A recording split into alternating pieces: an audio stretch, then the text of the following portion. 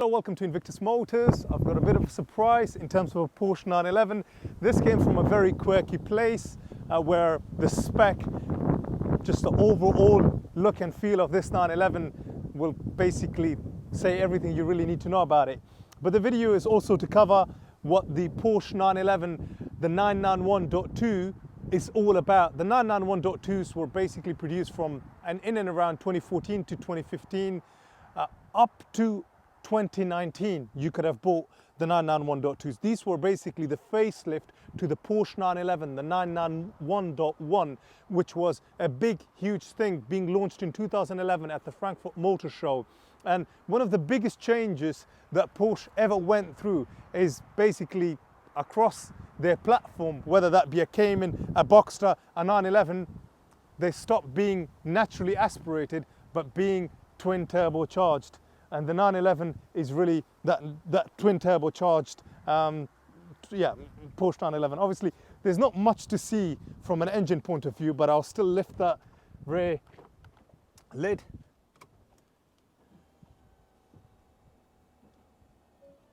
So this is that rear boot lid, and unfortunately you can no longer, that sort of stopped with a 997.2 in 2012, where you could actually see some part of the engine, but no longer. So I'll close this. In terms of BHP performance and the engine and what's under here behind that rear axle is a 3.8 litre Boxster 6-cylinder engine that produces 415 bhp and 500 newton meters of torque, and a 0 to 60 miles per hour possible in 3.9 seconds. Really, for Carrera S to do that kind of performance figures is absolutely out of this world, and a top speed of 191 miles per hour. So the performance figures are phenomenal. And normally on the Carrera S's, you can spec it as you like. You find the exhaust on some of them to be sort of centered, a quad-centered exhaust rather than that slightly wider exhaust apart. But I feel like that slightly wider exhaust apart looks absolutely phenomenal. The spec that I was talking to you about is basically everything that you find here in terms of this gorgeous roof and with this interior, which I don't think is an overkill because the dash and the steering wheel is all in black. I will lift the roof up so you can see what it's like there.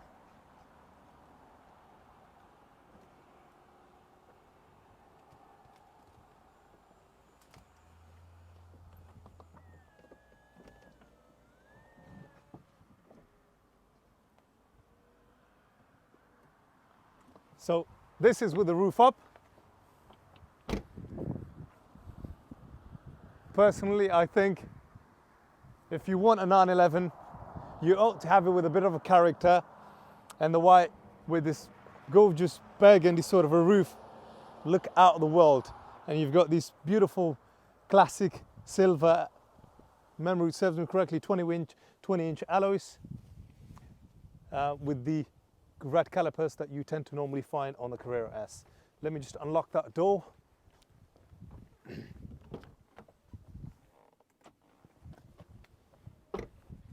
On the inside, now with the roof down, you actually find this really nice, welcoming place with a full extended leather interior with the contrast stitching on the dash, and with the PCM that's now got Apple CarPlay, and you've got your heated seats and the 7-speed PDK transmission, which works in combination incredibly well with the with this 3-litre twin turbocharged engine.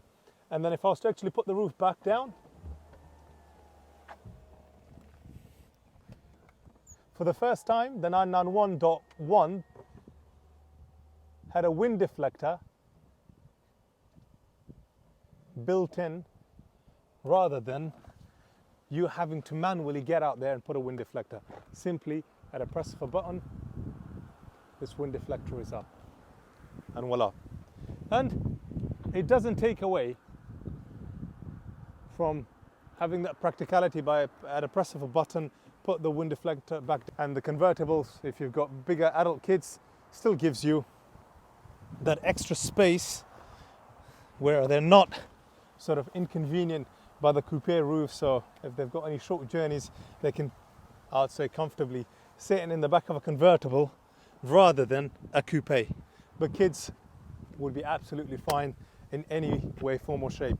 And then you've still got the benefit of this lovely big boot where you can get 2 medium-sized suitcases, still find enough space there to the left, to the top, and some shoes at the top. Now, what we're going to do is take this out for a spin. So come and join me for a drive. With the fact that these are turbocharged, you get a nice grunt and burble from the turbos, and an absolute must is putting the wind deflector on, because right now we've got my camera lady grey, and she could do with the wind deflector up, otherwise her hair will be blowing all over the place. Heated seat stand on. We're going to put the temperature up on both sides. I have no idea what you guys think out there, and potentially maybe put a comment out there, you know, in that comment section below. But I absolutely love driving a convertible in the winter, more so in the winter than in the summer. What do you guys think? Personally, I just think when you've got that gloomy weather, you want to look forward to something like a convertible to get out there and to basically put a smile on your face. And the convertible does that job so phenomenally well than in comparison to a coupe, which I think if you've still got that boy racer in you, it's brilliant. But you can't fault a convertible, both for those days that are going to put a smile on your face, but also for the summer days where you can just put that hood down and just drive it and enjoy it as you would. You've got the sport leather steering wheel with paddle shifts, so brilliant bit of kit to hold on to, as well as having the sports button with the active suspension management system from Porsche, where if you press that, that sort of stiffens the chassis and you get a stiffer ride, especially if you're going to be going out on some nice roads out there in the country. Then it's a brilliant feature to have, especially if you're going to be driving a bit spiritedly. And then also you've got the sports button. You press that and you almost get like a stage 1 remap. Probably hard for you guys to actually hear what it sounds like, the engine, because the roof is down and there's already a lot of noise from the outside. But genuinely, the smile should say it all. It's absolute music to my ears.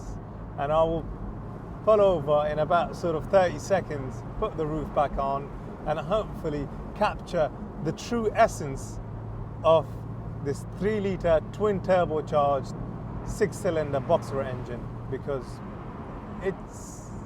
it's a marvel of engineering. They really have come a long way from 1963 to revise these Porsche 911s, to improve them, and you know, one minuscule step at a time, just evolve as a company, as a brand, so phenomenally well. And you know, this is true testament and credit to Porsche, because when they do something, they do it properly.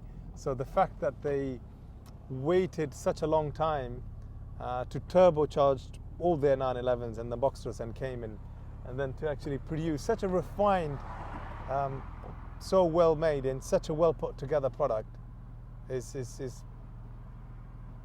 good on them.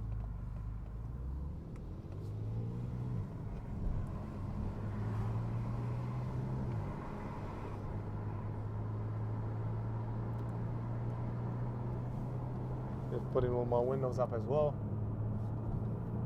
So this is now with the hood on.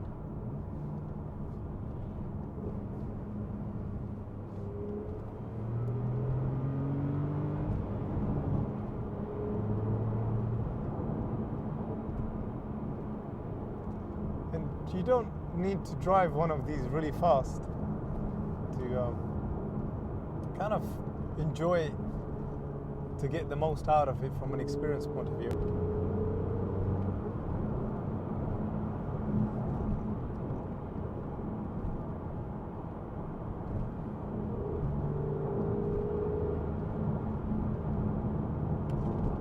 fifth gear, drop to fourth.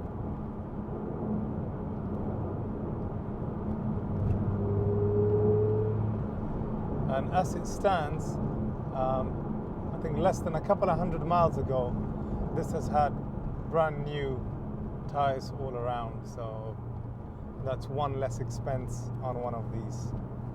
This has got a full Porsche service history as well. If this is a 911 that you're actually looking to buy,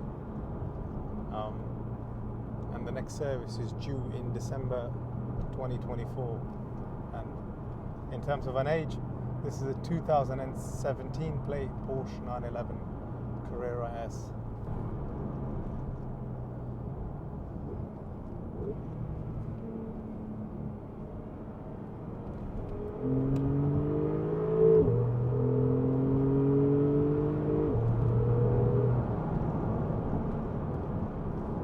I feel like I've pushed it enough and have enjoyed it more than I should in a video, as I feel like it's only fair to focus on filming. So thank you for watching up to the review of the Porsche 911 and the test drive aspect of this video. Don't forget to subscribe. Speak soon. Bye bye.